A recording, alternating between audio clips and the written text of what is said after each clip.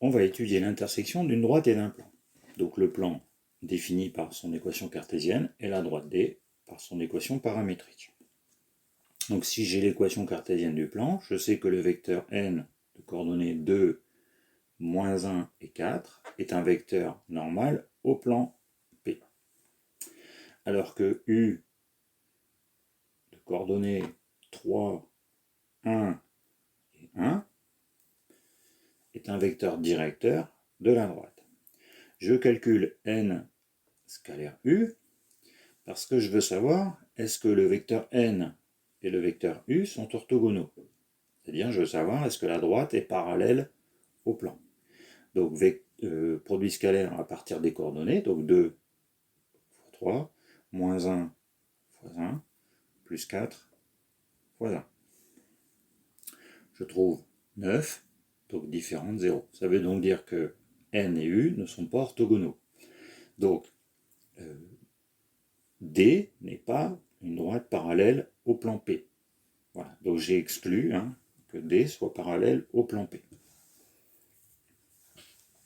Alors ensuite, si je prouve que D est parallèle à P, il faudrait que je regarde si D n'est pas inclus dans P, c'est-à-dire est-ce que tous les points de D seraient dans P. Ça, il suffirait de choisir une valeur pour K, et ensuite de remplacer pour voir si le point que l'on a pris appartient au plan P. Bon. En tout cas, D n'est pas parallèle au plan P. Donc ça veut dire qu'il y a un point d'intersection entre la droite et le plan. Ça veut donc dire que les coordonnées sur la droite D, x, y, z, vérifient l'équation cartésienne du plan. Donc x, c'est donc 1 plus 3k, donc 2 fois 1 plus 3k.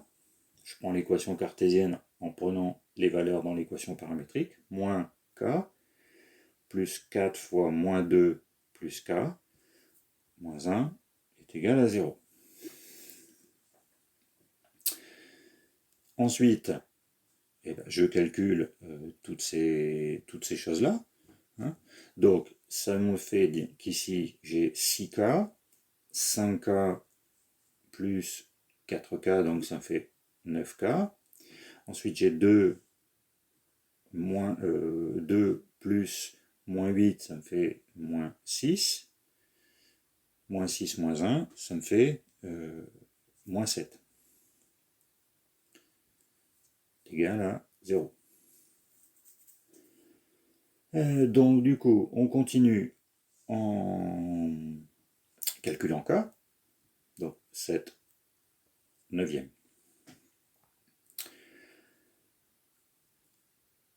Maintenant que j'ai la valeur de K, il suffit que je remplace la valeur de K dans l'équation paramétrique pour trouver les coordonnées du point d'intersection. Donc x, ça sera 1 plus 3 fois 7 neuvième. Y, ce sera 7 neuvième. Et z, ce sera moins 2 plus 7 neuvième.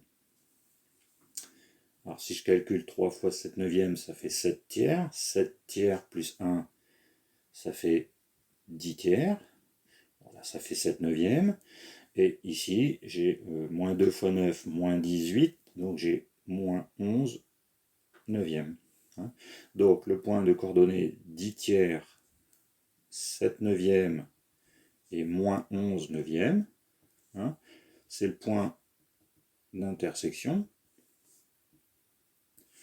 de P et de la droite D. Donc voilà le travail sur point d'intersection à partir d'une équation cartésienne d'un plan et d'une équation paramétrique d'une droite.